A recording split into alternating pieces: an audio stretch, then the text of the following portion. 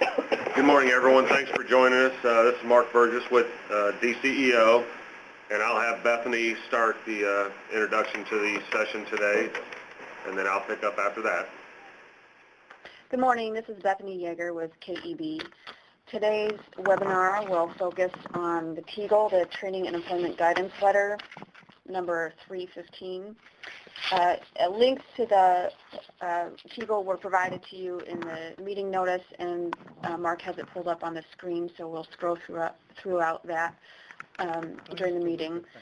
And we are going to highlight specific sections, and then we will open it up to questions. But we also have some additional items to address, following up some previous webinars or recent questions.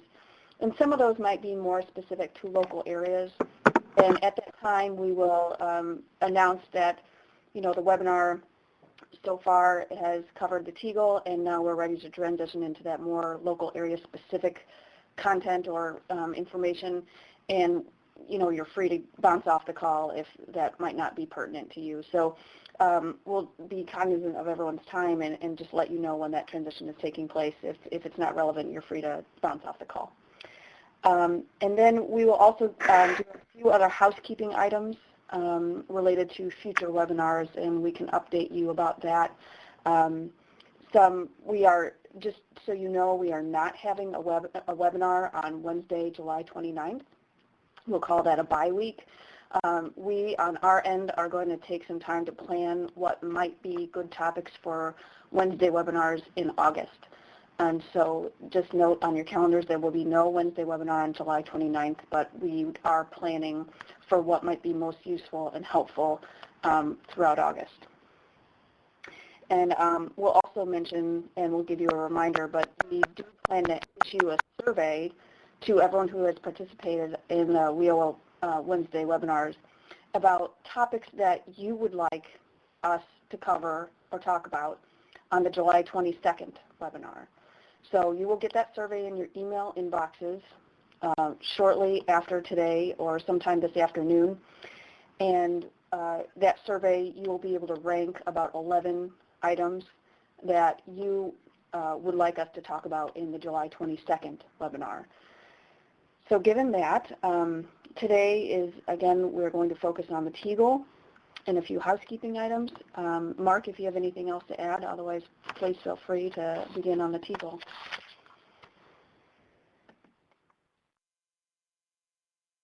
All right, thanks, Bethany. As she said, we're going to talk primarily about TEGL 3-15 today, some of the sections.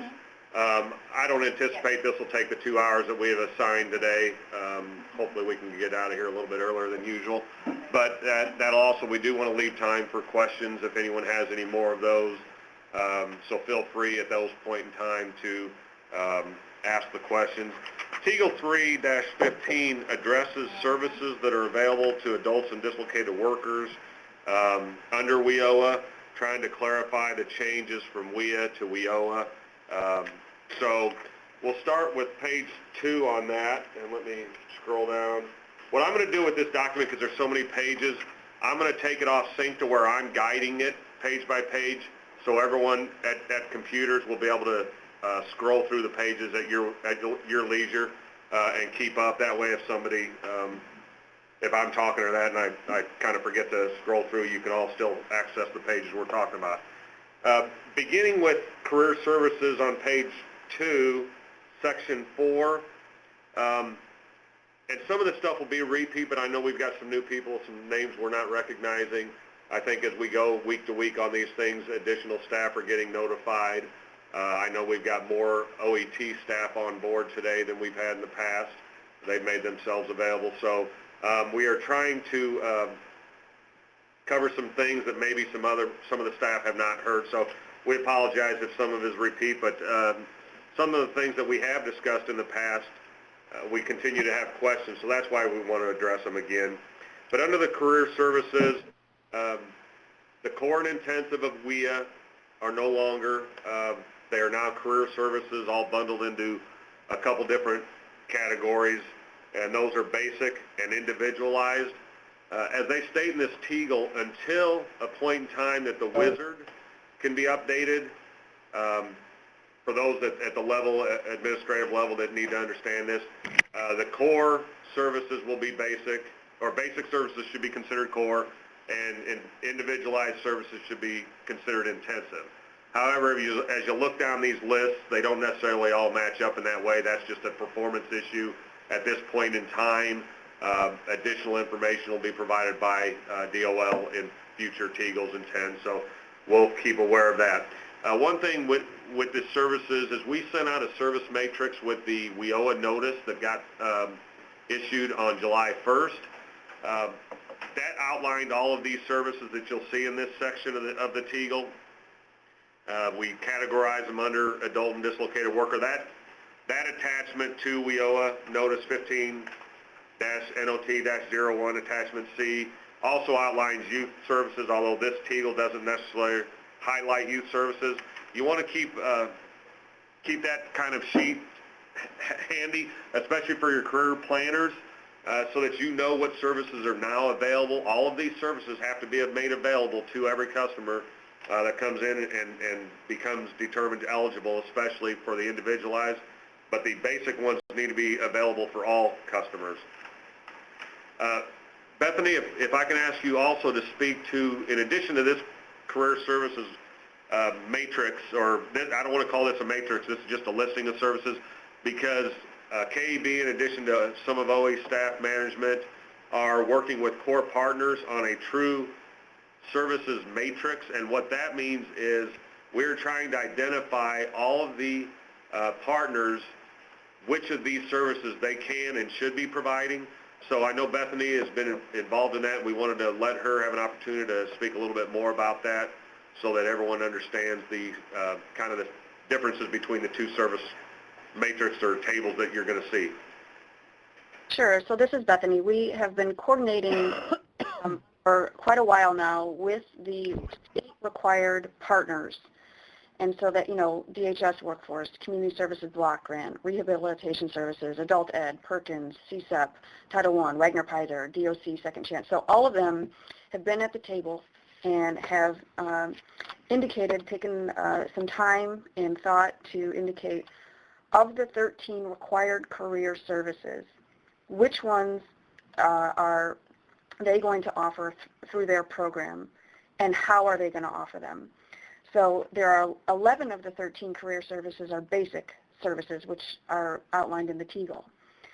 And we have commitments from all of the required partners who will provide what services through either on-site staff during regular business hours or through technology. And of course, that technology must meet the direct linkage requirement in WIOA. So the matrix that we are talking about, it will be shared with you when it's final, and it is on the agenda for this Friday's meeting of the interagency work group.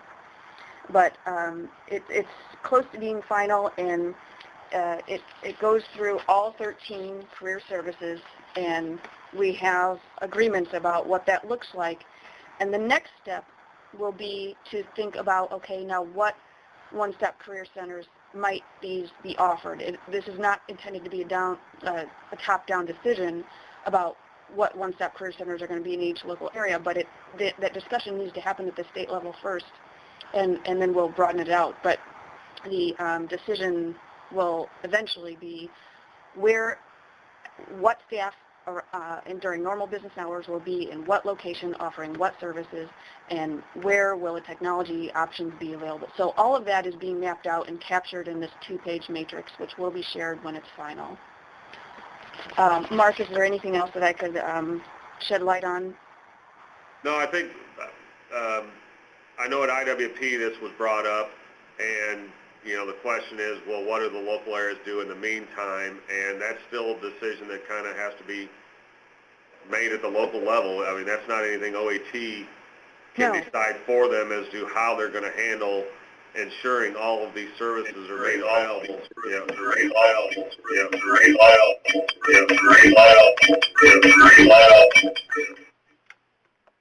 Okay. Yeah. Sorry about that. Right. That's okay. That's exactly right. This is not intended to be a top-down decision. Decisions are not being made. They are just now looking at their own programs and understanding the career services and who's going to offer what. and in what way. So it just had to be the first step before we could even do anything else about decisions about where and in what one-stop centers. So that's all a topic of discussion this Friday, and the process will be appropriate to make sure that decision includes decisions down the road include local areas and local representatives.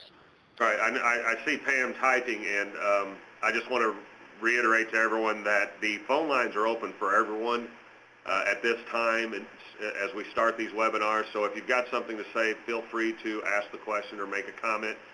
Only if in instances where the background noise becomes an issue will we disconnect a phone line. So I think, while you might mute yourself so you can type or do some things on the side, if you feel you have to say something, it's a lot easier to say than type. Feel free to unmute your telephone and speak at any point in time.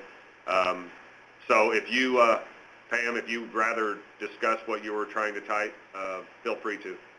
Okay, thank you. It's actually more of a question. I know when that matrix was sent out to the local workforce agencies areas, there were some recommendations made. For example, business services being offered by local areas.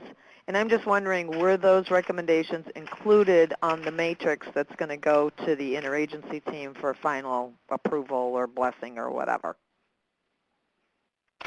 I can say yes, they were listened to, and I'm looking through now just to double check that exact example. But I can say that everything is being considered and talked about. And like I said, no decisions have been made. It's just on the agenda for Friday. So I'm going to look through real quick and see if that one was integrated yet. But Pam, just be rest assured that the input that we've gotten has been considered. Okay, thank you. Bethany, this is Ann, do you have any idea on how, I know you're just presenting it to the team, but do you have any idea the staffing versus technology piece and how we're going to be able to roll out all these career services? When you have a center like we do, that there's still a lot of individuals that come into the center here, it's really important to have that staffing, that face-to-face, rather than say to a person, oh, we'll go on this computer and look it up. You still need to have staff. But do you have any feel for it? Because a lot of our partners already provide the technology. We can link to them and get information, but that staffing piece is really important to make your center really function and provide the kind of services meaningful as they define it, the meaningful services that they want provided. Yeah, we can say that we have commitments from each of the required state partners who is going to be providing on-site staff for what service. And like I said, that's just the first step and many more to come. And when they're saying on-site staff, they are saying during regular business hours. So that person will be permanently there. It's not part-time, or it will be covered by multiple, maybe multiple contractors might cover the whole time frame. So we do have those commitments, and it'll be shown in the matrix. But of course, there's decisions to be made after that regarding where and how to cross-train and all those stuff. That's down the road. That's great. Thank you. Okay.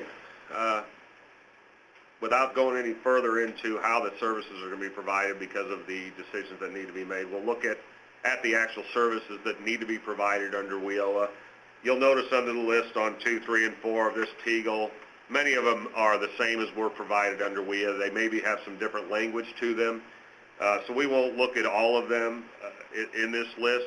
What I do want to point out is, as we mentioned last week, IWDS is nearing completion to identify all of the new career services. We will update this services table that was attached to that notice to include how the service will look like on Illinois or on IWDS, so that you can match up. Most of them will be pretty obvious as to when you look at a 4 or 5 sentence description in a TEGL or in the Act, and then you see only 3 or 4 words on IWDS. I think people will be able to figure out which they are, but we're going to update the table so that we can identify directly with what those are. especially because Illinois WorkNet provides a lot of these services in language on their side, and we want to make sure they're matched up as well there. So look forward to that update, hopefully in the next couple weeks. We'll speak about some IWDS changes at the end of the presentation when we go into additional matter. But some of these services that I do want to point out are the initial assessment. What we want to make sure is people are not confusing that as a full assessment. It uses the word initial for that purpose. It's obviously when you have a customer walk in the door, you kind of have to look at them and kind of decide what their status is at that point in time. So that's what the initial assessment is. It's not giving them tests. It's not giving them, lengthy interviews. It's just saying, where are you at in life, I guess, if you want to say that. Where are you at in your employment career or unemployment career as far as, are you able to speak English? Do we need to prepare for somebody that doesn't speak English or doesn't speak it very well? Things like that. So it's just an initial assessment. That's why at this basic level, these services should all be made available to anybody that is not registered. And some of these kind of look like they would be registered, eligible, determined individuals, but we have to separate that from those that truly are and require eligibility determination. And so IWDS will identify it that way. All of these basic services will be available to be attached to a customer prior to them actually being enrolled into a service otherwise. So I think as we see some of the mock-ups of the IWDS service, there's 20 or so basic services. We broke these down far enough that you can truly identify with the customer activities occurring, the career planner can. So all of these can be self-service. They can be provided with minimal employee interaction, staff assistance, and that's why they're considered basic services. A lot of this information, like I said, will be available on Illinois WorkNet. When we go down middle of the page and talk about program costs, we did, or Jeannie did at the IWP meeting last week, a preview of how the new eligible training programs are going to look, and they're tied to the providers as well as the local areas. Cost information will be available on that all of the providers will need to go in and update. That's another thing to be brought up anyway, is for all of the training providers, we need to make sure that they're updating their information once the system is ready to go. Some of the programs they've had in the past that we're able to continue on, they've identified occupations attached to that program that it's geared for. However, as many of you know, a lot of those ONET codes have changed over time. And so what IWDS was able to do is identify the ones that changed. And if it changed to a new code, the system should have already allowed that change and made that change and attached it to the program. However, we want the program providers to go in and make sure that those were accurately reflected.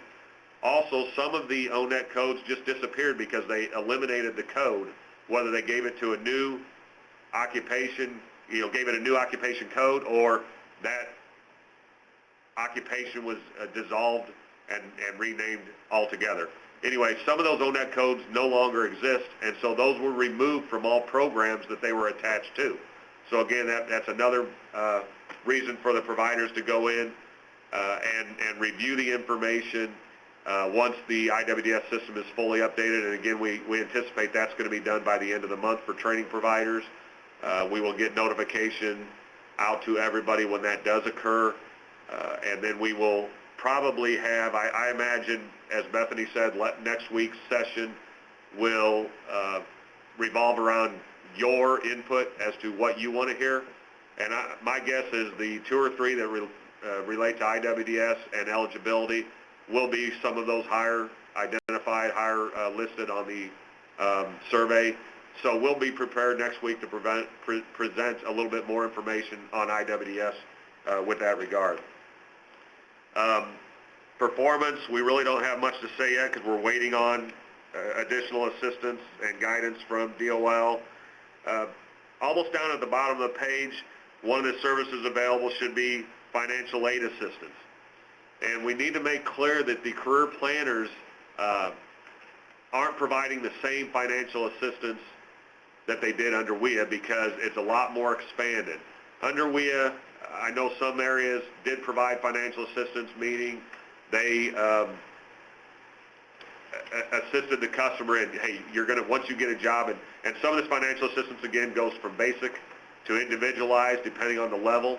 But the basic, just filling out a FAFSA, that's a financial aid assistance tool to that customer. It allows them to find other sources of assistance and funding for their services.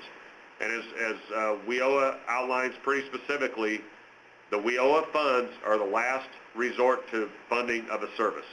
So we really do need to, especially once we determine somebody eligible and go to the level of assisting them by staff, need to make sure we are looking at all means of service assistance through other core partners, through Pell Grants, through whatever. Maybe training providers can provide some of the assistance. And then WIOA becomes the last assistance available as far as funding. The last one on their UI assistance, that's going to be one of those that are going to be kind of included in that package of who's going to provide these. Obviously, co-located with IDS staff, Wagner-Pfizer staff, would probably be the best resort to provide UI service. But in some smaller local areas, maybe, if there's only one staff and that's a WIOA workforce staff, Title IB staff, the cross training is going to come in for that. So again, what Bethany mentioned earlier will relate to that as far as who's going to provide some of these services. Any question on the basic services and identifying those as self-service? Mike has a question. According to the TEGL, there's an assessment of skill levels. Right, as I mentioned already, Mike, that's an initial assessment. If you read it correctly, it's initial, not just full assessment. So we at least have to have an idea of the customer before we can say let's start looking at eligibility, determination, and enrollment. And they might not be through a simple question or through even information provided on Illinois WorkNet or in pamphlets that maybe are handed out in each of the local areas. The assessment information can be provided, but there is at least an initial assessment that has to be done on an individual, and that can be considered a self-service or basic service type of activity. Any other questions on the basic services before we proceed? Mark, this is Blanche. Yeah. And I wanted to clarify. Sounds like my mic is giving feedback. I'll send an email. That's okay. That, or if you have some staff that can just type it in if it's something you want to address with everyone else. I'm just online. Okay. Well, and then we can address. I'll send a follow-up. Email it to us, and then we can address it in future webinars, or if it's something that we feel can't wait, we'll send an email out to everyone if it's something right. we want to let everyone know. Yeah. Pam's asking if all these services have to be provided at all facilities, including the affiliate and satellite type facilities. And yeah, unfortunately, they do have to be provided at all. Now, the level of service, the way it's provided may be a little different for an affiliate compared to your comprehensive center, but all of these services need to be afforded to a customer that walks into any of our facilities. So yes, they will be provided. I just suspect that in a comprehensive service there will be much more staff, so the sharing of the provision of those services will be much different than in an affiliate site where there might only be one staff, and we don't even know what core partner that staff might be from. And yeah, as Neely's speaking, technology is going to be one of the very best ways to provide a lot of these services. Now, in many cases, the customer is going to want more than just the technology method, and that'll have to be identified that, they want some staff assistance. But we are working with Jeannie right now in Illinois WorkNet to make sure that all these services, all the information available on the Illinois WorkNet matches up to the new career services, and there are several of them that are currently on Illinois WorkNet, need updated, and several that aren't on there that we need to add. So those will be up there hopefully shortly in the next few weeks, and available so that customers can get the information and assistance they need by technology as well. Mike is asking, there are costs involved in conducting initial assessments. Again, Mike, that's going to come down to the agreements that are going to be made between the partners, MOUs and cost-sharing agreements, things of that nature, and those don't kick in for several months, so I don't anticipate those coming anytime soon, but the interagency discussions are definitely taking those into consideration. As those occur now, I guess the best way to say that is from a financial perspective, fiscal perspective, is if you spend the time providing the service, then it's going to be your funds that are going to have to pay for that service. I don't know how else it's going to be done. So I suspect a lot of the questions are being asked because we know, I think we know, and to our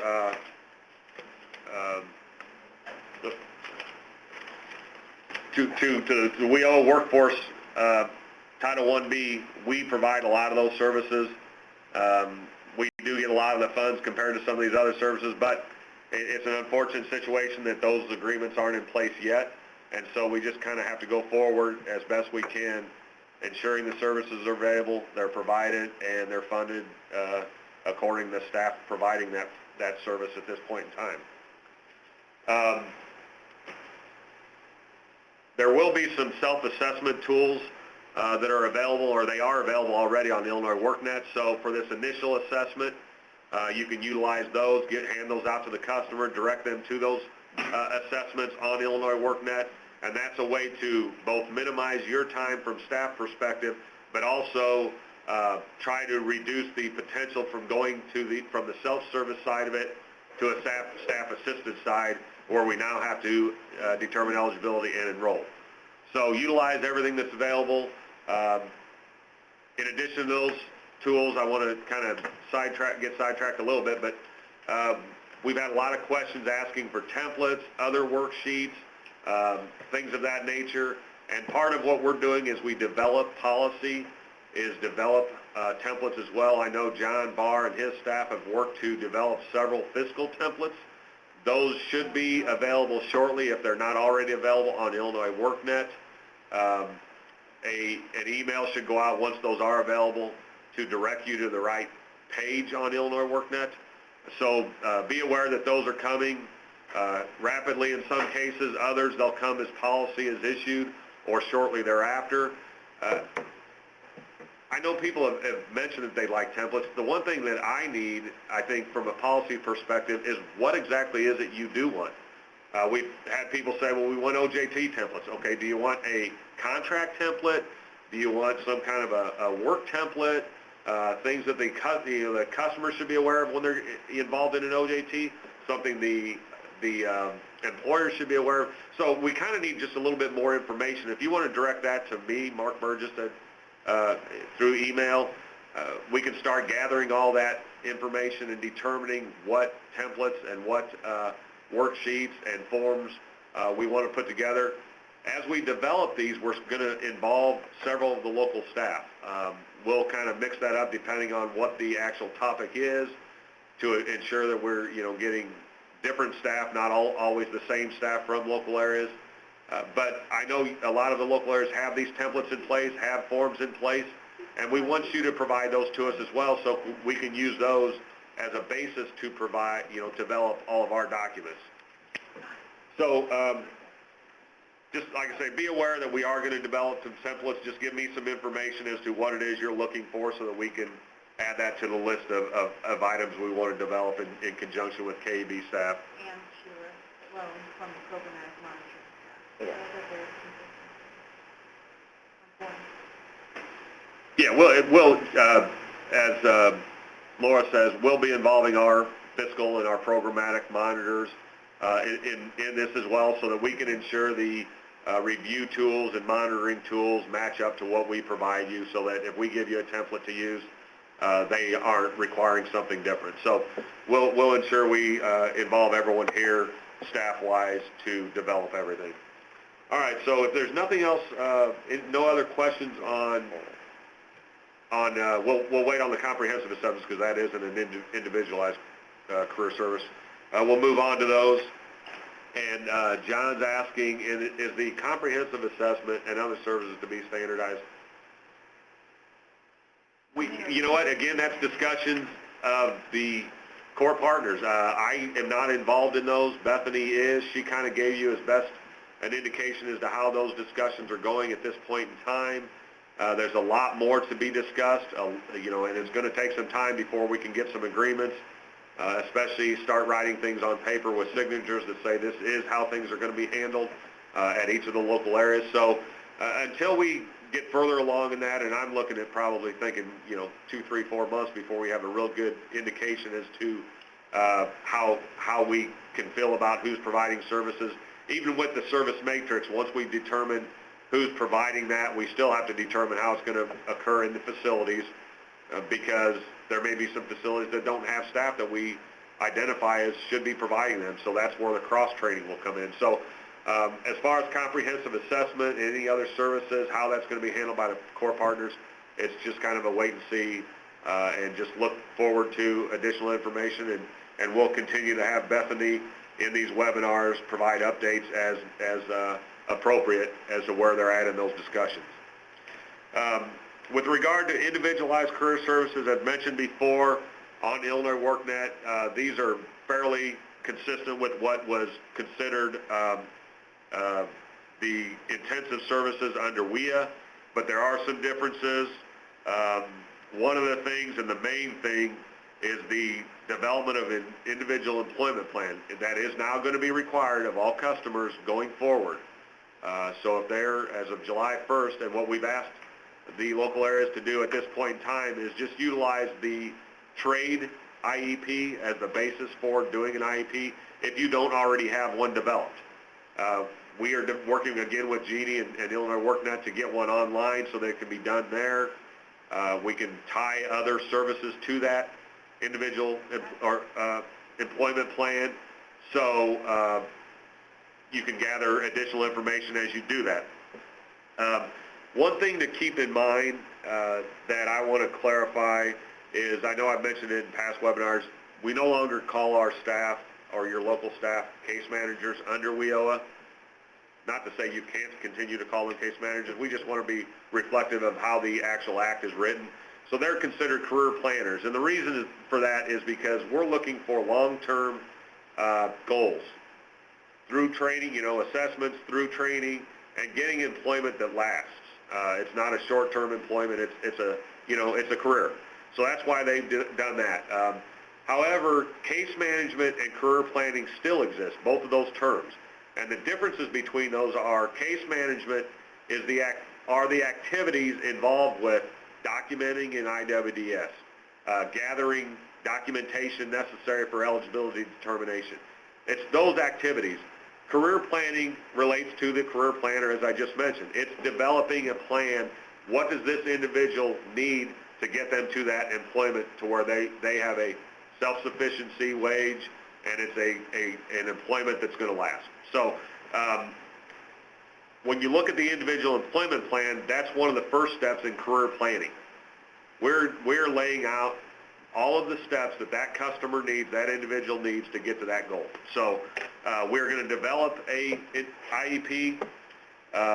We will allow for additions to be made to the IEP. We've had several local areas ask, can we adapt those to our needs? And certainly, we've always allowed forms and documents to be added to. What we don't want is a subtraction of those core items that we feel are necessary when we develop a form or a document, or in this case, a plan. So once we issue that, and I think the trade document is pretty comprehensive, although even with the reauthorization of trade, we have to look at that and maybe have to update it as well. For the IEP, utilize that for now, add to it as necessary, and we'll hopefully get a new WIOA IEP out to everybody in the next few weeks. Can an OJT plan be considered an IEP? We'll have to look and see exactly what's in an OJT plan, because there's going to be certain elements that we require. And then the IEP is going to identify all of the career services on it. They've all got to be discussed and made available. Whether you actually provide the service depends on the individual. That's part of development of the individual employment plan. which of these career services does this individual need? They may not need fiscal or financial assistance. And the next one that comes in the door may need it. So you're going to have to do that as a career planner. That's what you're doing on a daily basis, working with that customer, is developing that plan. It can't be done in a day. I don't see it being done in a day, personally, because that's an awful lot of time, whether a customer actually has the amount of time that might take to develop a full career or career plan and identify that all those steps on the individual employment plan. It'll be up to the local area, but it does have to be comprehensive and identify all of the things that are considered services as to whether they need those or not. Okay. As I mentioned before, financial literacy, while it's listed both under basic services and individualized services, we're taking it to the next level when we're talking about individualized services. Now we have a customer we've enrolled. We've identified we want to put in training, let's say. Okay, now how are we going to pay for that service?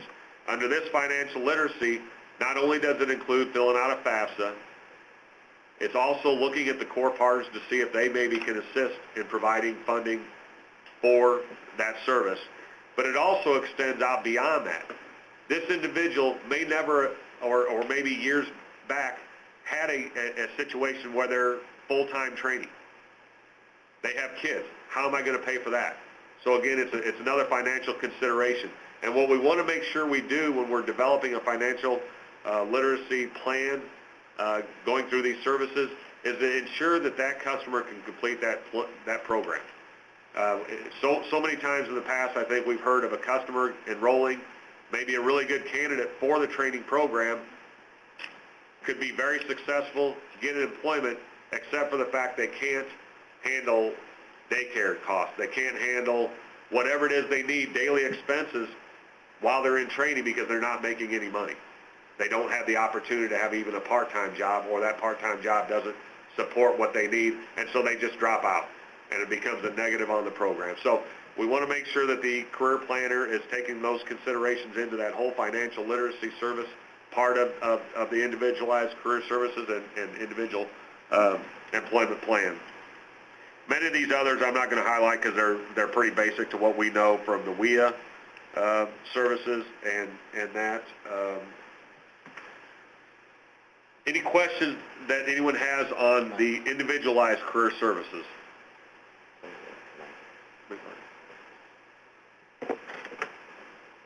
All right, if not, we'll move on. Briefly, follow-up services is the third type of career service available to all customers. As stated in the TEGL, this can be provided for up to 12 months following the first day of employment. Not when they exit, but when they start their employment. And it says up to 12 months because there may be a customer that, shortly after employment, they feel like they've got everything they need. They're on a good path. They feel they're going to be able to maintain employment long term. And in conjunction with the career planner and discussions they have, they might say, you know what, I don't need, nor do I want additional follow-up services. And the career planner agrees to that, and so you move on without going the extent of the whole 12 months. In many cases, though, we find that they do need all those 12 months because as they move along in their employment, there's certain things that come along. They maybe move into different housing now that they have a job. They have another kid in that short time frame. Whatever it is, then they come to you to try and figure out what other assistance might be available to them. For reporting purposes, as they mentioned under this transitioning to career services on page 5, until the reports, and I mentioned this already, until the reports are updated, DOL reports, just identify, you'll be identifying basic services as the core services and individualized services as intensive services from WIA. All right, we will not cover the section on Wagner-Pizer. That's going back to the core partner discussions. I'm going to ask Jim, Jim Potts is with us today as usual.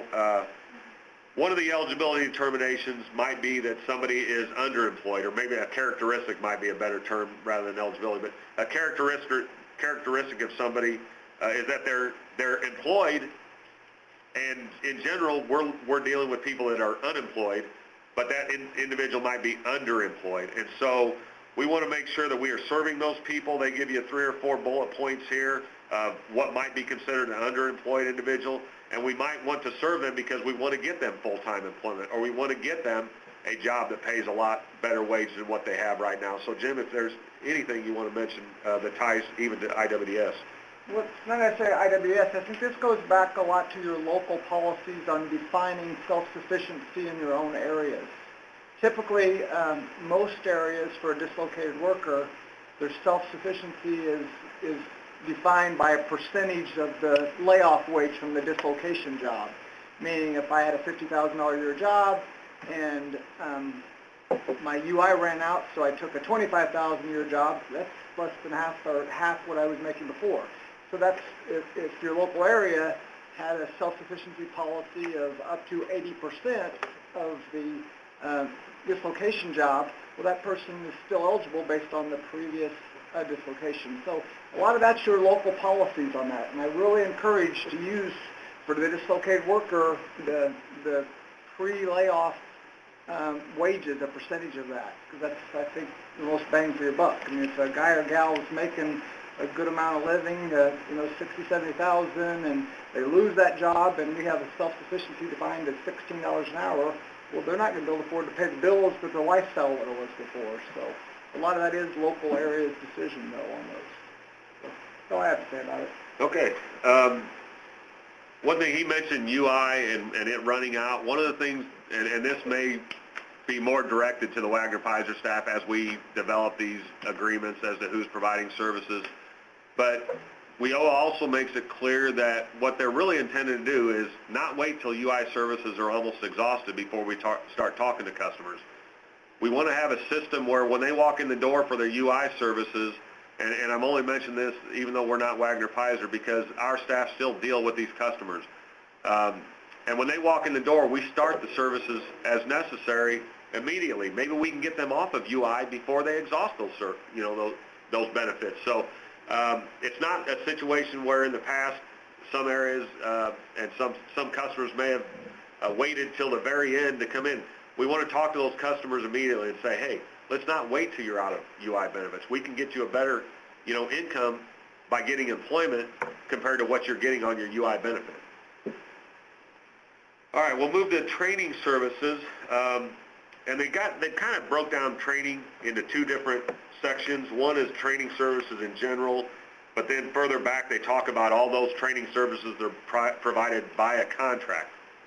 Before we move on, let's see, Mike's asking,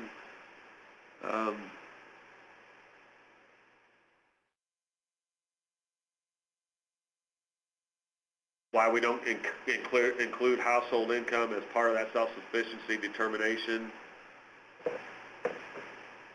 And Well, you would. I mean, it's, again, you're determining it at your local area of self-sufficiency. And now, not all adult clients are you going to be capturing income. If they're on a form of public assistance, of course, you wouldn't have to capture the family's income. So you guys are going to be defining your self-sufficiency criteria. So, yes, you can use the whole family's, whatever how you decide at each local area.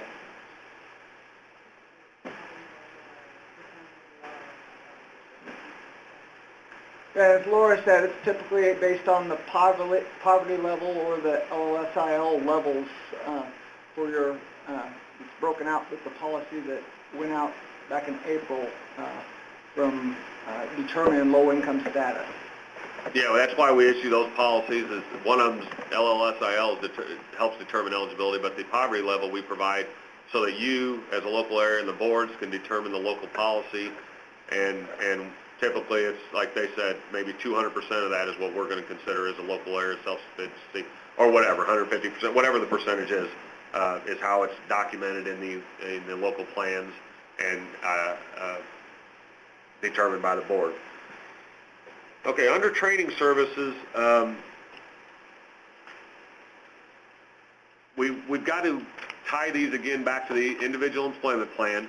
So this goes back to my comment I've made, and I'm kind of putting a challenge to somebody, and this is only me, this isn't an OAT issue. But WIOA makes it clear that there's no sequence of service. Yet in many cases, this being one, it indicates training services should be provided after an assessment. So to me, that's a sequence of service in itself. So I'm always like the challenge of trying to find a method of providing training service without something occurring before that. So if somebody wants to challenge me and accept my challenge and email me a scenario where you think someone would go into training without receiving some other service, I'm questioning how a sequence of service doesn't occur in that instance. Now, I could see the case where we get the full core partner agreements together and someone comes to us as a referral and we feel very comfortable in that referral that everything's been done for that customer to identify that they need training services. So from our perspective, the workforce Title 1B perspective, we might not provide another service and we might enroll them directly into training, but somebody's provided them the service. So anyway, that's just my little, Yeah. someone saying incumbent worker. Yeah. I still think you're identifying and doing something before you actually just throw them into training. So anyway, I just want to point that out because you do have to do some interviews, some assessments. The individual employment plan will identify that they need training services. So we don't want to just have somebody walk in the door and tell you you want training services and you immediately think, okay, let's put them in training. We need to make sure they're, and especially for performance implications, we want to make sure they're properly prepared and qualify for that service. Just to piggyback off, this is Jim again, what Mark's saying, in order how IWS is going to work in order to move into training services under the dislocated worker title or adult title, you are going to have to state that you have an assessment and that you have an IEP. It does give you the option though, whether it was the AWIA bid, whatever it is now, the definition for it, or a core partner, or a training provider assessment, or another assessment. So those are the choices, but you will have to verify that the individual, before they can enter a training service with an IWS, that they do have the IEP and have had an assessment. Okay, in instances where the OJT occurs because of what Mike's calling a reverse referral, we still have to provide all services. If they're a customer of WIOA, all services still need to be made afforded to them, and we want to make sure that that customer is properly eligible for the program, whatever it is eligibility requires, but also that individual employment plan. Maybe it's not as extensive as the customer that walks in that's unemployed and looking for a job after a year of receiving UI benefits. And we're trying to determine, their assessment, their skills levels and things of that nature. So for an OJT, obviously you may not have all of the steps or all of the services required for that customer, but you still would need to do an employment plan to determine that they are right for that. Just because an employer comes to you and says, I'd like to put these customers in an OJT, I would think the local area would still ensure that those are the right customers for that, in conjunction, obviously, with discussions with that employer, because they know the employee well enough. But there still may be cases where that employee might not be fit for that OJT as much as that employer might want them to be involved in it. Might not occur very often, but we still need, from a local perspective, involvement in developing a plan for that customer's employment. As mentioned in the TEGL, training is provided via one of two methods, either through an ITA or through contract. I bring up the ITA only from the simple fact that while this TEGL does not cover youth and the services available to them, I want to mention that the youth ITAs, we no longer have the youth ITA under WIOA. TEGL 1-15 discusses how the waivers are handled, the WIA waivers are handled, and the majority of them, and including all of those that the state of Illinois currently has in place for WIA, are extended for customers that are being funded through WIA, but if they're funded through WIOA, they no longer exist. And in many cases, that's because the WIOA Act took into consideration all of these waivers that 50 out of 50 states used to receive and said, we're just going to put it in the Act, including ITAs for youth. We don't need to do that anymore. We don't need a waiver. You can do it. So we just need to be aware that TEGL 1-15, all of our waivers, unless they're being funded through WIA funds, the ability to utilize WIA funds out through the next 1 or 2 years those no longer exist for the WIOA customer walking in the door, getting determined eligible as of July 1st. Couple questions.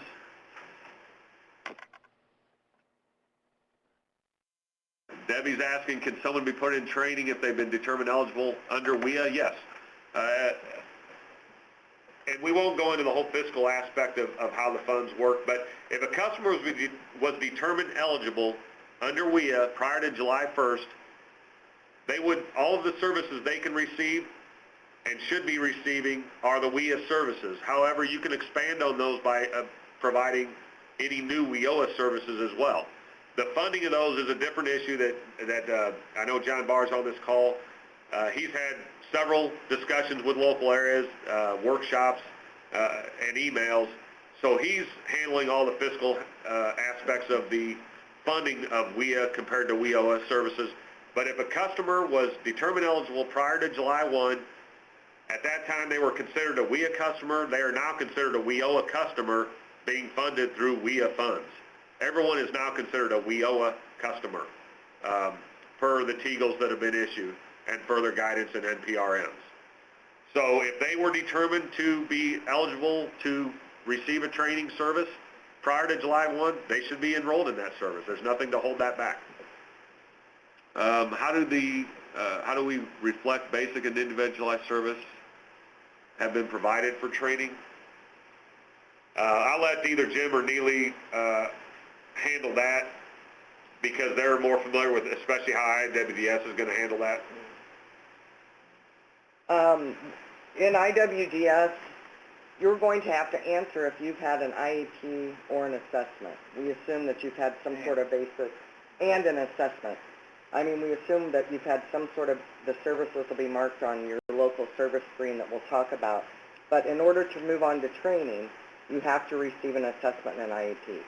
And that's a new screen that'll be coming up in IWDS when it's released.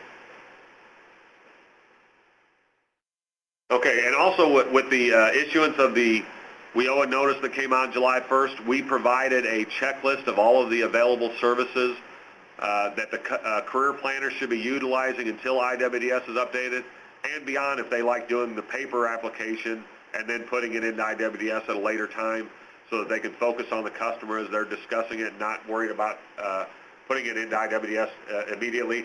So that checklist should be utilized. There's ability to put a date that the service was received. If it's more than an instant service, meaning a one-day service, there's a date where you say they stopped receiving that service. So career planners should have that available to them and ensure that they're using that, especially until we get IWDS updated so that all the services provided can be accurately reflected in their case management on IWDS.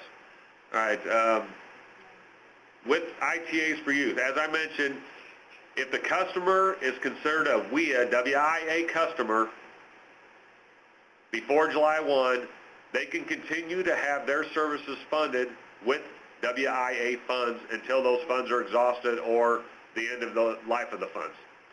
Because of the use of WIA funds, the waivers that we had in place prior to July 1, including the ITA for youth, can still be utilized.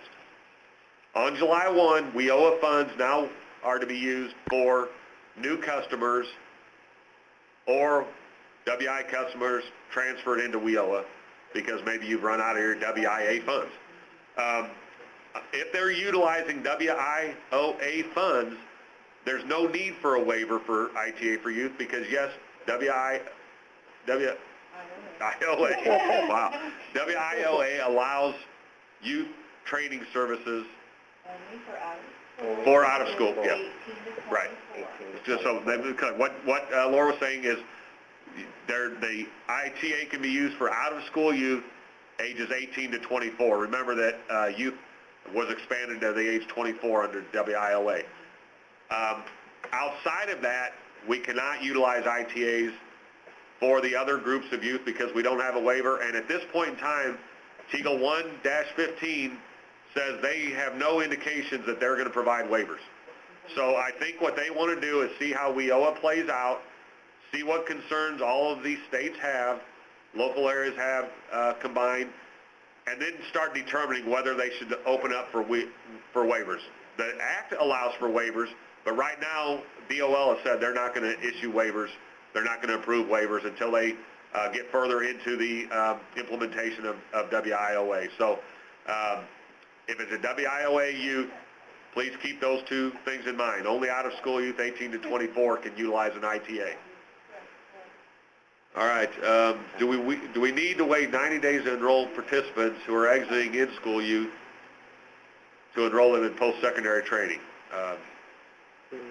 Jim, do you have information on that? I do not.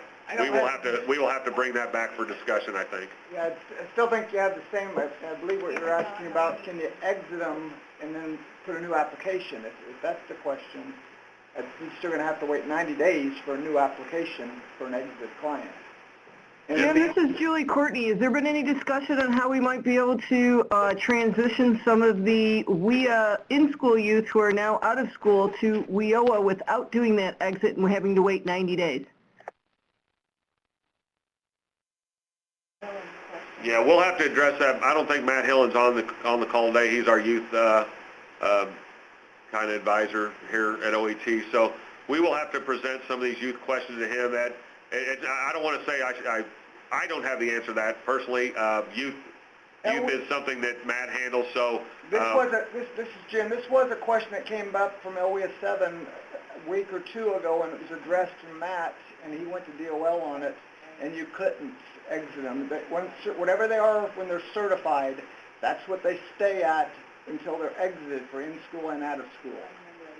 So that just because Amy had brought it up. I don't know if she's on the line either last week or the week before, and I remember Matt did the research on it and got the feedback from DOL about that.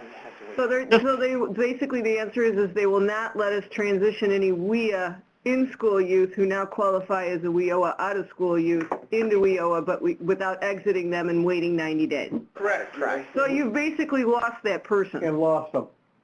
So, Why is that? This is Steve. That does not make sense. It never has made sense. I remember in that email that right. Ivan said that they had several questions on that, and they were going to go to the national office, but we haven't heard anything that I know of. yeah, if you couldn't hear what Laura said, there's some emails with Region 5. They understand the concern. Other states have presented that same concern, and so it's just like us as we're learning, going along, trying to interpret what we owe and what they're asking, and we get further guidance. They are taking into consideration all those comments that were issued back in June in relation to the NPRMs, and also the questions that are being presented on a daily basis by the states to each region. So hopefully they will take that in consideration. There has been emails on that specific issue, so hopefully that will change to not lose the customer, because we do understand as a state we don't want to do that. We know how difficult it is to track down anyone, much less probably a youth more so, if we don't have contact with them on a regular basis and don't get them into the system immediately. So we will keep updated on any additional information we receive either from Region 5 or DOL via emails or TEGLs. Another question was, how are we identifying services provided by partner staff? I know one of the updates in IWDS on some of the career services is that it will provide a drop-down of who provided the service, whether it was local Title 1B staff, whether it was service provider, or whether, especially under eligibility and assessments. But Jim, can you identify if that's going to be true for all services? Well, I don't think it can be all service, or it has the ability right now as far as what IWS will be set up. That's where you can use the local service screen that talks about some of the partners, and you could be able to document it there. And then, of course, the good old-fashioned case note. Because it would be part of your, for an IEP, those partner services would be part of your IEP when you're documenting of which level services or who's provided those different services. Okay. Mike asked on how we, again, another kind of funding question for WIA customers. And again, if they were determined eligible and it was before July 1st, they can be continued on utilizing WIA funds. Everyone is now considered a WIOA customer. It's how you utilize the funds and how you attach the funds to the customer and the services they're being provided. So because of the funds, you would utilize, I guess it's asking for work experience in OJT. Yeah, you can utilize WIA funds to support that service because they were determined eligible before July 1st.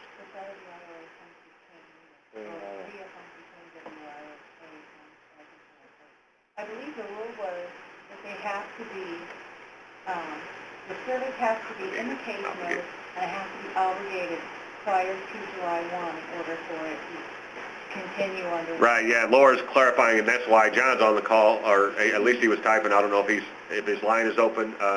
John, if you're on the telephone, you can speak up, but what Laura was saying, and that clarifies, I misspoke on that, only the WIA funds that were obligated can continue to be utilized as WIA funds. If they were unobligated, they were automatically transferred, or however you want to, whatever word you want to use, they became WIOA funds. So only if it was obligated. So if the customer was already in training under WIA funds, then they can continue that training utilizing those funds, WIA funds. So, and if John could, if not, again, the staff we have present in Springfield today aren't the fiscal staff. He's had his discussions with the fiscal agents, and I'm sure he's going to have more discussions and maybe webinars or whatever to further identify those issues. So unless John is available to speak, we'd rather hold off from this group and let him answer those questions. Please present those to him by email, I guess, or in upcoming training or meetings. Michelle's asking, can we enroll a current in-school youth into an adult program so we can provide an ITA? Yes. As long as they meet the adult eligibility criteria. Yep. Do keep in mind the priority of programs, the priority of service for the adults. So if it was a youth, I would think they probably met the low-income guidelines. So. And Susan had a question about partner staff having IWDS access. Right now, there's several folks from IDES that have the IWDS access. So you guys determine at your local area who you're giving access. Your system administrator builds IWDS accounts. So if you deem it's necessary for your partners to have IWDS accounts, then your local system administrator would build those for those folks. And to answer Monica's question, I did read it's 18, but I think it's 681,550, something along those lines. Yeah, Monica, I think we need to look at that specific reference on how you can handle someone, a youth that's 17 in school becoming a youth 18, or I guess, or you're saying you're out of school at the time of being 17 even. Okay. Yeah. Yeah, I think that's a little bit clearer in the sense that if they're determined out of school to begin with, because they met all the qualifications, you would have to wait to 18 to put them into an ITA, but there are other services you could provide in the meantime. I can't imagine we're going to have too many out-of-school youth that are going to be younger than 18 coming in the system, but it is just one of the nuances of the act is that out-of-school is beyond the 18 range, but ITAs are only usable for the 18 and above age range. Okay, any other questions on basic training services? We are working with, and we've discussed already in the past as part of one of these webinars, the updated policies on training services. So, we're still working with those, finalizing those with KEB staff. We've got all the comments from the TAG groups that assisted in that. So hopefully we can get those training services policies out in the next few weeks. We've got just probably one last review before we can send those off for final review and approval.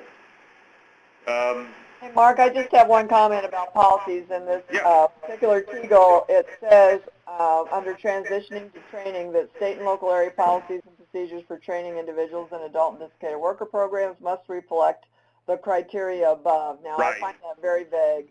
So I know as you are doing your policies, if you could be maybe a little more specific on what criteria it is you're really I just think when you look at the training service above, like the underemployed, and there's not a whole lot above, but basically, we just need to make sure that our policies at the state level reflect WIOA accurately first, and then local areas that develop their own policies, again, reflect anything, and aren't detracting from what WIOA is asking.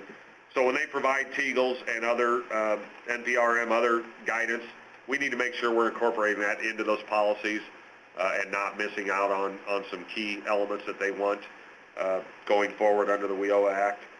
And so I've had the discussions with KB in developing these to ensure that once this TEGL came out, we've gone back to those policies and we're making sure that we are accurately reflecting the information in these TEGLs. Because I imagine there's some things that we didn't have in a draft policy that now we have to add to it as we finalize these because of what's found in the new TEGLs.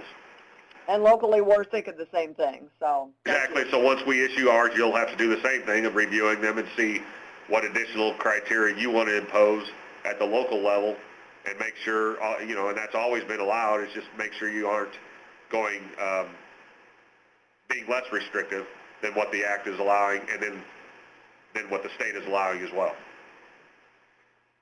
Okay, priority of services. Hey, Mark, this is Pam Furlan again. Kind of a follow-up to what Ann just was talking about.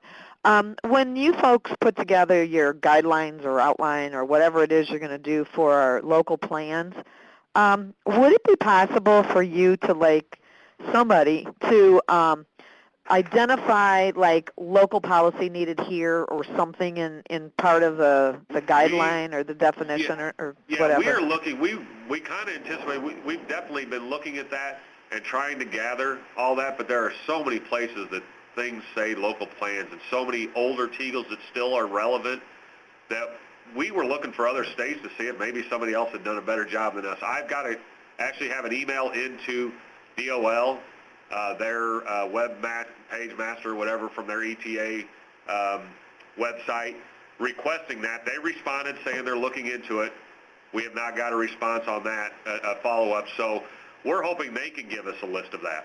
Yeah. And then we can lean on that to say, here's where all the local plans and policies are required. But we will do our best to try and put a list together so that you have a list. But that's the unfortunate thing is I'm not sure how well any of us can get every single thing because there are so many TEGLs over the last however long they've been doing TEGLs, 15 years, that might indicate that there's a may or a shall for a policy. So, we'll include that as part of a tag discussion so you guys can look at us and say, hey, we've always been doing this. Is it needed? Maybe there was something that was required in the past that's no longer required, or is required that maybe we just missed on the list. Obviously, there's always times we overlook something. So we will include some of you on that discussion once we get that list put together. But it's definitely a very valuable tool that I know all the locals, areas, and boards could look forward to. So we will work with you on that. Yeah, thank you, because there are, I'm trying to make notes, local policy needed, and I'm like, oh my God, what if I miss one? So that would be great. That'd be great, thank you. Mays, but we still, I think that's how we'll probably develop a document of all the shalls and all the mays so that you can determine on your own whether you want to go through the mays or not. Sounds good. Yeah. John's making a comment. I want everyone to note if they're on the actual webinar, can review. If you're not, I'll read it. Participants must be allowed to complete the WIA services, WIA services, considered grandfathered services, specified in their individual service strategy and or individual employment plan, regardless of whether the services are allowable under WIOA or not, as long as the WIA services were specified in that individual service strategy or plan as of July 30th, 2015. So, I'm sorry, June 30th, 2015. So so you as a career planner would have had a plan together for a customer prior to July 1. That customer should be allowed to complete everything that was already written into that plan. That customer should not be, sent down a different direction, take a different path down, down the road based on what they were doing before. However, you can always add to that. There's nothing that says if there's something allowed under WIOA that you can't add that to that service strategy or plan. We always want to provide the best service to the customer, and if there's a new service available to them under WIOA, one of them being the expanded financial services, as an example. Please provide those to them if that's going to be valuable to them and it's going to be provide a more successful outcome for them. Again, they might complete their training program, but true success is getting a job that they're able to keep over the long haul. All right, so priority services, I think the last webinar, we discussed that pretty in-depth. On page 7 of the TEGL, they give you the 4 levels of how priority works. You work down that list. First, the customer has to be eligible for the program you're wanting to put them in for them to get priority of service. A lot of that is based on low income and basic skills deficient. Once they're eligible, if they are a veteran, they get first priority out of that eligible group. If they are not a veteran, they get second priority, or if there are no veterans around that meet the eligibility. Third is someone who is not eligible, and what they call in the TEGL, they're not covered. So we're talking about the basic services again. So if they're getting, a basic services and they're not eligible, that means they're not covered under the Act. Then they would be first if they're a veteran, and again, if they're not a veteran, they would be second in that group. So please refer to that. I think it does a really good job of outlining the priority of services, page 7 again. And if anyone has any further questions on that, go ahead and ask them now. If not, in the future, as always, all eligibility questions, unfortunately, maybe Jim doesn't like that, but they go to Jim. I know he keeps busy with a lot of the emails, and that's good because we want to make sure we're doing a good job of determining eligibility so we don't have someone improperly assessed for that at some point in time. So does anyone have any questions on priority of services?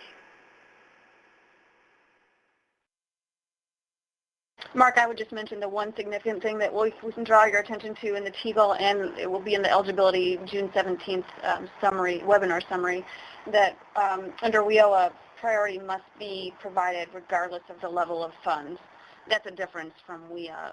WIA allowed it if funds were limited, and in WIOA, it takes that limit away. The priority of service is always right. What she's clarifying is the 51% for low income that was required under WIA. Now, low-income basic skills deficient, if you have $1 left, has to go to somebody that's low-income and basic skills deficient. They have to be served first if there's a waiting line of customers and you have funding left. So, unfortunately, there'll be a lot of those that aren't low-income that are going to be falling to the back of the line. Hopefully, we've got enough funds to serve everybody, but those low-income basic skills have to have that priority. All right, moving forward, the last section I think we want to talk about in the TEGL are the training services through contracts. I don't know that there's been a whole lot of change in a lot of these, but we'll highlight a few of those major changes. OJT, well, that doesn't come first. Let's go to work-based training. So registered apprenticeships, as we mentioned, WIOA is really highlighting registered apprenticeships. They really want to utilize these. The providers of registered apprenticeships are automatically added to the eligible training provider list if they request so. The WIA notice provided some instructions on how that was to occur. The local area should be reaching out to those registered apprenticeships, letting them know of this availability to be added, and if they so request to be added, then they have to be added. There's still some debate on what that means as far as the program they provide. And nowhere in WIOA does it say every program they have available has to also be added and be determined eligible. You as a local area and the board specifically have to look at the program and determine if it's a quality program. First, does it meet the in-demand qualifications, in-demand occupation? We still have to train towards in-demand. WIOA emphasizes that throughout the Act and NPRM, as well as these new TEGLs. So, no, you don't have to accept every single program because it's a registered apprenticeship program. However, I think as part of that registration, or whatever you want to call, however they are determined registered, that's part of what they're looking at is the program they're giving. So I think the state of Illinois, national, in our case of Illinois, actually it's done nationally through DOL. I think their programs are probably all going to be accepted because that's part of the registration process. But I just want to make sure everyone knows that look at the program still and make sure it's been accepted as well as part of that registration. Pam's got another question. The answer to that question, Pam, there was a youth TEGL, was it 2714? Yes, 2714. And it said that the April 1 through June 30 funds for youth could be used for transition purposes, but that you couldn't use the youth funds for program services until July 1st. Right. And John's on here, so he can say whether or not I interpreted that correctly, but I believe that was the case. Right, yeah. Yeah, just to emphasize that, they were only transition use. So as you developed your plan for, say, a summer program to start July 1, you could do that. You could utilize WIOA funds starting April 1st. You could not enroll anybody into that program, into that youth program, but you could at least start planning. And I think that's one of the reasons they allowed that 3-month allowance of use of funds is because they knew that under youth especially, a lot of these things have to be planned ahead of time. And also for going forward for the next, school years maybe, starting August, July 1st might have not given it enough time to start and finish a plan, so they allowed the 3-month extension of that. No. No. Tim, no. On your follow-up question, no. We don't have a budget, so you can't request any funds. You can't report costs. You can't request those funds. Yeah, and unfortunately, the whole budget issue, that's another question that has to go to John and Chuck Dooley. They're the ones they're the experts on how. Yeah, he's been typing this whole time. So yeah, refer all your questions on, especially as they relate to a budget and getting reimbursed and all that, to John and Chuck. That's a state issue, not a OET issue. So we're not even issuing policy because of that, because it's ever changing, I think, until something further occurs. All right, we'll move on to OJTs. Oh, page 11 is more registered apprenticeships, and this is actually, we're kind of going on a little bit longer than I thought, but you guys all have good questions, so I want to try and speed up a little bit on the training contracts. OJTs, just note the 50% reimbursement rate. There's an allowance up to 75, but there's certain conditions have to be met, so make sure you're looking at those to see what that criteria is to meet the 50 and 75. IWT training, Lisa wanted me to make sure I emphasize that under WIOA, regular use of IWT for IWT is no longer tied to layoff aversion. Now, I'm repeating that because she's not available to be here. If you have questions on that, direct them to her, because I'm not real sure. Unfortunately, I didn't have time to discuss that fully with her. Rapid response funds still are tied to layoff aversion. So she's got some clarification discussions that unfortunately we can't hold today because she had other pressing issues as far as meetings that she wasn't able to join in today. I just wanted to point that out. Mark, this Yes. is Steve. Who is that they're talking about? Lisa Jones is the one that wanted me to thanks. mention those two items, that regular IWT is not tied to layoff aversion. And I have to leave it at that because I don't know the background of that discussion. So if you are confused with that, after she receives about 12 of the 22 local areas, sending her an email, I'm sure we'll send something out, clarification. So do us a favor, wait a couple days before you send that email. I will tell her that you guys are all confused, and we'll try to get some clarification out through an email. And then if we need to have discussion again, next week will be a little bit more open discussion as far as the webinar. We'll address the top 4 or 5 items through that survey, and we'll have time left to discuss some other things. So this will probably be one of them we probably want to address. So I'll move on from IWT because of that confusion. Yeah, someone else has a comment? No, I was just going to say, I think that's one of the reasons I wanted to discuss this, TEGL, because that's exactly the way I read it, is that incumbent worker training was now tied to rapid response. So, and before, that hasn't always been the case. So I'm glad to hear that that's the interpretation of this TEGL at the state level too, and that we'll maybe have some further discussion. Yes, like I said, let's wait and see what clarifications Lisa wants to provide to that, to know exactly where that's coming from. I know what it states in the TEGL. I'm not sure all of us read it the same way or understand it the same way as she's saying it, and I hope she's correct in that, because it does add a lot of flexibility in IWT training programs. But we don't want anyone to jump out there and start looking at IWT differently right now until we get some clarification, and especially we can look at our current draft of the IWT training policy letter and get that updated and include all the relevant information that's going to be needed to address that. Bethany, I think we discussed this yesterday. Larry's asking when we think we're going to have some of these training policies out. We've already discussed them with the tags. We've already had a webinar to go over those comments. We've incorporated those. Has that comment review sheet gone to Illinois WorkNet yet? And then, more importantly, from Larry's perspective, what's our timeline? Are we thinking again after yesterday's discussion of getting those out? Yeah, so two things. One is the summary of the the June 24th webinar about training services, draft policies. The summary's been done since that day. The challenge is that we need to make sure anything we write in the summary is not perceived as policy before the actual policies are finalized.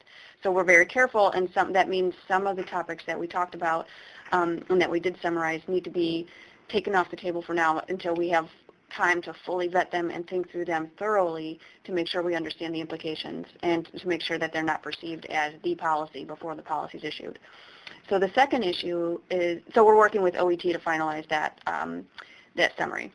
The second issue is that the training services policy drafts that were discussed during that webinar conference call have been revised with the input from members who are participating on that call. And we are in the final stages with DCEO to make sure that what was revised based on that local input is what we want to go with. And so we're in the final discussion stages there. We would hope that the policies would be issued as soon as possible, as always, but it just makes sure that we have that layer of thoroughness that needs to happen before we press send. We're looking no problem within the next 2 weeks, though, or maybe 3 at the most, for issues of those. That's reasonable. It would be great. I think so. Okay. Friday, but it just so it just depends on how everything's drafted and ready to go. We just need the final conversation. Yeah, as so much is going on here at OET, it's just hard to get everyone together to get the last final review and all the approval. So we'll do our best to get those out in that time frame, hopefully sooner than that even. Keep in mind for reimbursement, they provide under WIOA the minimum amount that the employer must provide. So as you develop those new programs, utilize that 3 levels of reimbursement schedule. Anyone have any more comments on training that we haven't already discussed?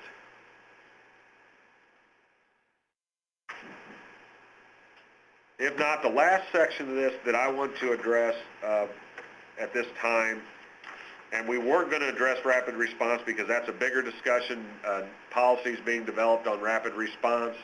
That'll probably be something we put into its own webinar. I think there's enough discussion around rapid response and that we will have to spend a lot more time on that. But so the last section is the coordination with trade. Everyone knows that trade was reauthorized. I believe the date for implementation of the new trade is September 28th. It was however many days after enactment, just like WIOA was on some issues.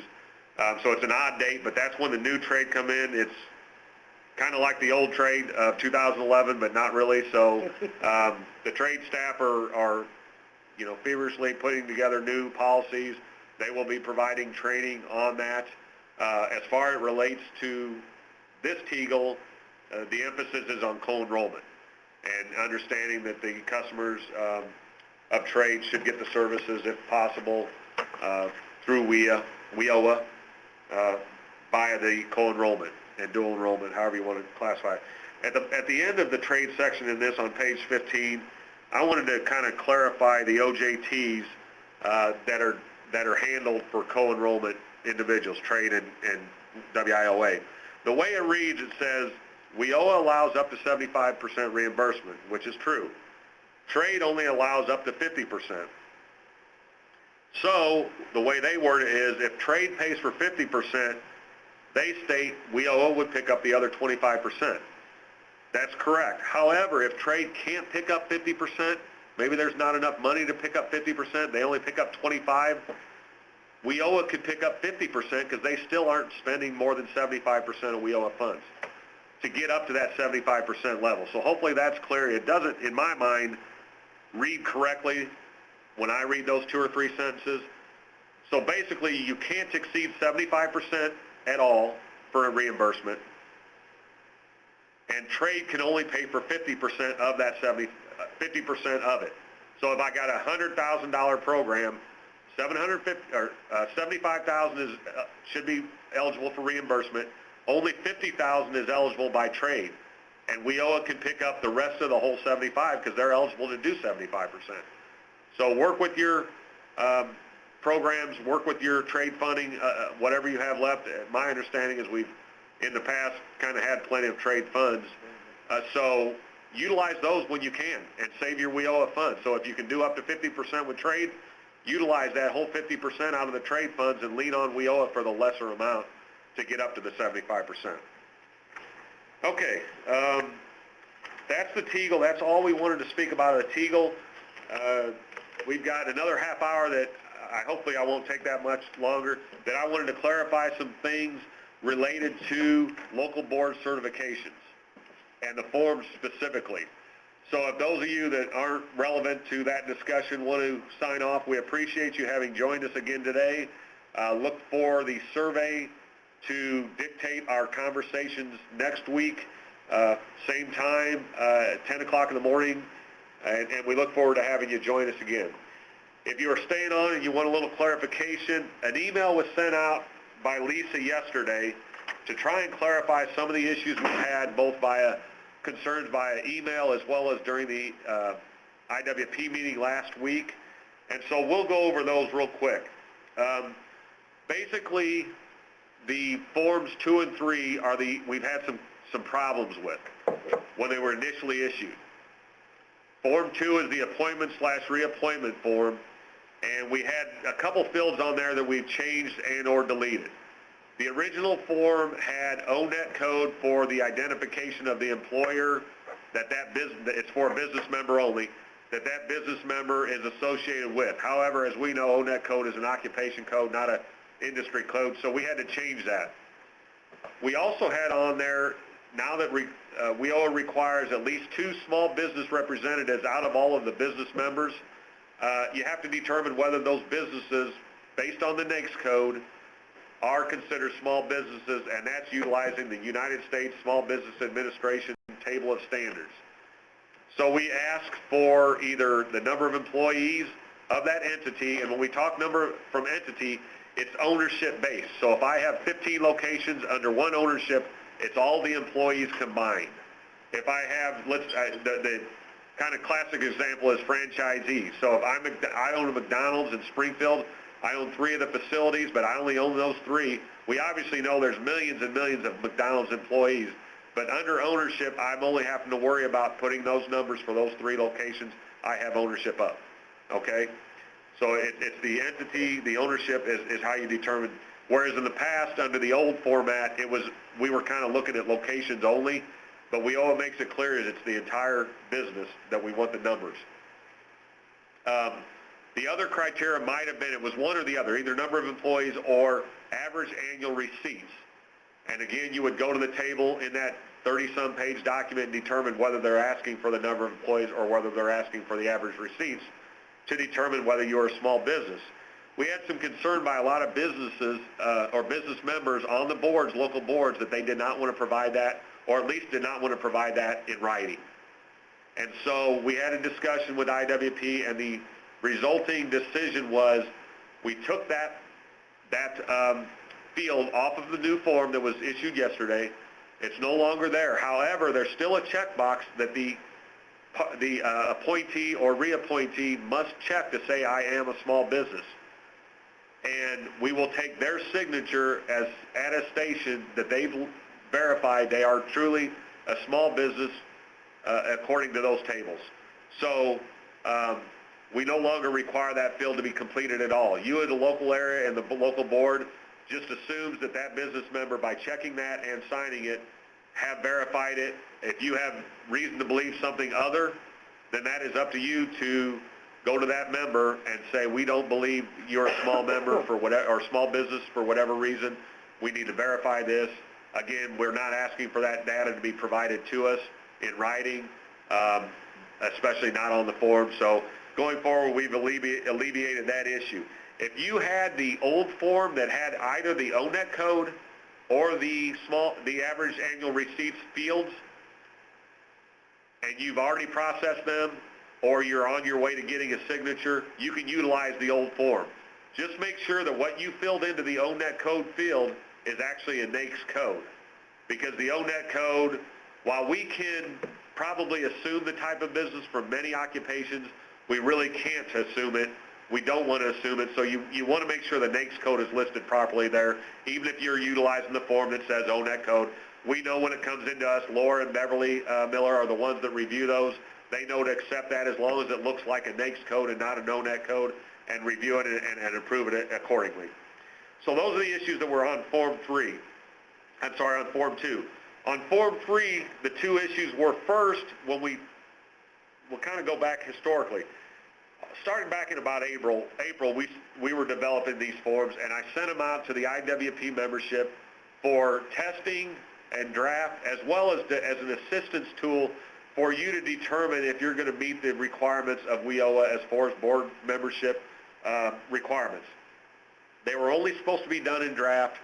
However, we know people were completing these fully, and they now have found issues with that form, and we found issues. So unfortunately, because some of the formulas and data validations on that old form have had to been updated, we're not going to be able to allow that form, the earlier version, to be utilized, because we don't know, and we don't want to go through the time on all these forms to do the calculations ourselves, because if a formula is incorrect. So you do have to utilize the new form issued yesterday. Either you would have got it in the email sent by Lisa, or you can go on the website. It's been updated there. And hopefully that won't be too time consuming to check the check boxes. You can copy names from the old version into the new one. You can even copy dates for the beginning and end date of their term expiration to make it a little bit simpler, or just enter those manually. So hopefully that's not too much of a trouble, but we will need you to utilize the new one because of those formula changes. Another question that came up is the actual requirement for a 50% majority, or more than 50%, a majority presence by business members, as well as an at least 20%, 1/5 membership criteria for those considered in the workforce/labor category. On this form, this was a really confusing situation. We had many discussions with IWP last week, and after we looked at this form, the form is actually correctly counting these members to do this formula. And what that means is the numerator to determine the 50% or the 20% number is the entities individuals are representing. So if you have an individual that's both a labor representative and a registered apprenticeship representative, they count twice on the top of that divider. However, because that's one individual, one board member, it's only counted once on the denominator of the formula, so the bottom of the formula. So in essence, if you're checking multiple entities for the individual, you're helping yourself meet the 50 and the 20% more easily. In some cases, I think part of the problem and why the boards are getting a lot larger than WIOA really intended is because at some of our local areas, we require that, or we don't, the local area requires that every county have representation on the board. Well, by doing that, because that's neither none of the numbers that count in the numerator, only they count in the denominator. That forces you to have more business and more workforce/labor members in order to meet the 50 and the 20%. So it's not anything we can do from a state perspective in trying to reduce your board. It's really the local board and the local bylaws or whatever is determining that every county has to have representation on the board by an actual body, a member. So hopefully that clarifies some of the concerns the IWP had with calculations of those 50 and 20%. I've got one more comment, and then I'll open it up if anyone still has some discussion. Part of the problem also with these forms, we had people emailing saying, I just went and uploaded the new form, and I'm still getting the old form. The reason that occurs, I think, is because computers have memory, built-in memory to keep cache and history. The browsers do this on their own. And if you don't have them set up properly to clear those memories out, then you're gonna, when you go to open up that form and try to open it up, your computer is remembering that you opened up an older version, and it continues to open up that old version. So in this email, I gave you some directions on how you can clear out all the web browser cache, cookies, and history. I also direct you to a Indiana University, not that I wouldn't have rather used a U of I source, but Indiana University provided a nice document, and there's a link in that email to how you clear that out for both Windows-based and Mac-based computers. If those two methods don't work, they give you a nice other long list of other ways to clear out your history of your browser. And so hopefully if you do that before you go out and get the new forms, you'll actually get the new forms. If you still have trouble, you go through this whole process, let me know, and we'll send you out the new forms. They were actually attached to the email, so you can get them off the email. If you don't have the email directly, look to one of your administrators who would have received these emails to get the document off of there and utilize that. But hopefully everyone in the future won't have such issues. I think that's all I had as a concern. One last thing. We had some people ask about the Title I-B representation on local boards. WIOA does not mandate that Title I-B be represented on the local board. If, however, the local board chooses to have that member present, as we discussed with all members, not just the Title I-B, all members, there's requirements to have a conflict of interest policy that ensures that there is no conflict of interest. I think with the Title I-B, there's going to be more issues with that. So if the board chooses to have the Title I-B represented, they need to make sure they review the policy related to conflict of interest. It's in the newest transition policy on board certifications and membership. So look to those for the conflict of interest language and ensure that every member, this doesn't, as I said, it doesn't apply only to Title I-B.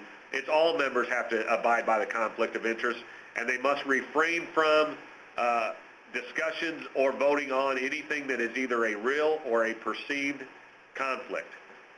So that's what I wanted to discuss on the side note. Some of the other side notes we were going to discuss, I actually threw into the previous discussions as we went through the TEGL. So, Mary Beth, the conversation.